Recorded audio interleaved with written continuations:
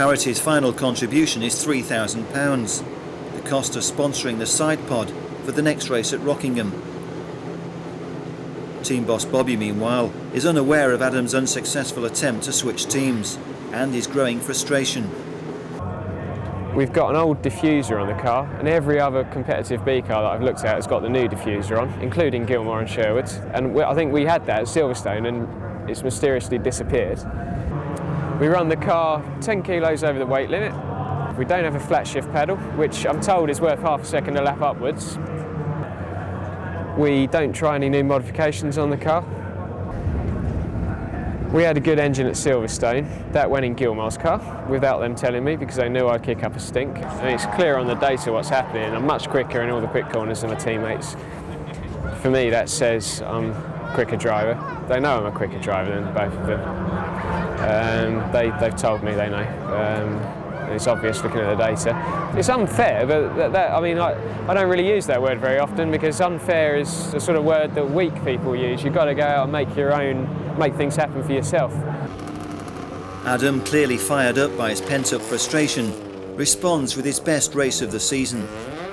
It's the first ever Formula 3 race at Rockingham, and Adam makes one of his customary flying starts. He made a mega start again on cold tyres.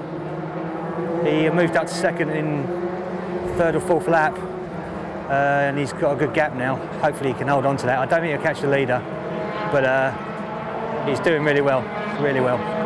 Adam has left teammate Matthew Gilmore well behind, and his management watch hopefully as he chases the new championship favourite Robbie Kerr. He's absolutely blown Gilmore away. He's closing on Kerr. Still a bit worried about Keown at the moment. Come on, Adam. Hopes of catching the leader are held up by one of the A cars, but second place has impressed everyone. That's a really good drive. Well, boys. Well, yeah. Lap times are consistent, really, really good. Yeah, I mean, he was staying with Robbie, wasn't he? Oh, yeah. Now he got down to it and he settled down. If he was a bit further up the grid, you'd have had him, no problem. That's a real significant improvement. Good. That was the best he's driven all season, no question. Big improvement, and consistent, excellent. Good. Real good stuff. He was braking better than Kerr, and if it wasn't for the A-class car that messed up things in the middle of the race, I think he would be in there at the end too. But I'm very happy with him. I think he did a very good race this time. So it looks good for the next race. I think very soon we have him on top of the podium. The start was good again, wasn't it? Yeah, very good start. Yeah. David, I think that's possibly the start is not been the problem, is it? He's good in his, the early stages of the race when everybody is on cold tires. He's very fantastic. And I was pretty confident that he would do good today because of this little bit greasy conditions where you don't have that maximum grip. Yeah, it's always good. His car controls better. Exactly. Yeah. Always good when you don't have that maximum grip. So let's hope it stays like this. He made a blinding start. He drove really well. He was up with Kerr, and then one of the A cars got in between him, and it buggered him up a bit. He could have won it. So it was good, very good. Adam's rival is clearly not happy. The team's number one driver finished well off the pace. Kerr was kind of turning in like this, very smooth. Yeah. And then if he just missed the apex, he was just doing that and he was tweaking it in. Yeah. Whereas I was sort of turning in and immediately sort of correcting all the way around the corner. Now, whether you've got it right for coming out. Although he's still not satisfied with the car or second place, Adam's mood is much more optimistic. That's what I've been asking for all year. The team's newfound confidence in Adam takes an unexpected blow when Bobby receives bad news about the engine data. Joachim from Spies here was going through the engine information from the race for Adam's car. We see a very big over rev, and there is a possibility that the cylinder head is damaged.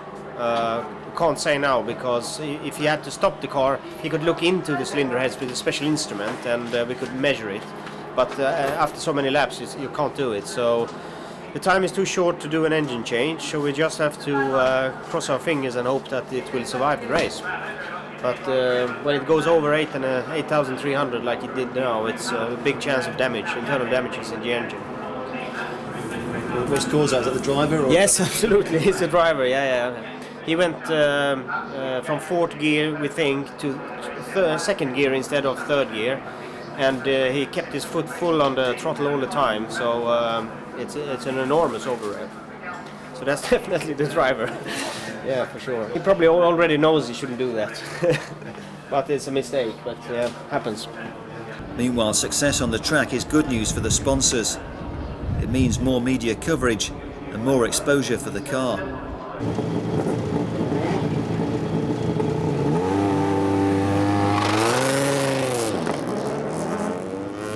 The track has dried out for the afternoon race, and for once Adam doesn't make the best of starts, overtaken on the opening straight.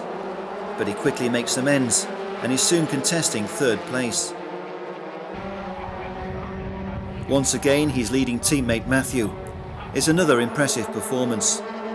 But Nick looks on in the knowledge that Adam is still not happy with his car.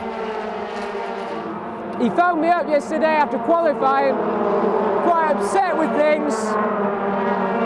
Said that, the car's still not right. And, he's gone from 8th to 3rd in one lap on cold tyres. It suggests to me that the skill's there, but the car's not quite right at the moment. It's not been right all season. And we're going to have to take a long, hard look after this race and decide whether to carry on with this team or not. I'm not sure. Robbie Kerr holds on for his second win at Rockingham. But it's also been an encouraging day for Adam, twice finishing on the podium and twice beating his number one rival, teammate Matthew Gilmore. It's been a disappointing weekend for both his teammates. The biggest loser is Matthew. For the first time he's lost the lead in the championship. Bobby's solution is to offer Matthew extra testing, something Adam has complained he hasn't had enough of. You really want to do something before Castle Cool? Go testing, something like that? Test. Because there is an opportunity in official testnet. While Adam takes the podium with the new championship leader Robbie Kerr, Matthew contemplates his change of fortune. Hey, landslide moments. Being straight back to Ireland, you're going to get wet as well.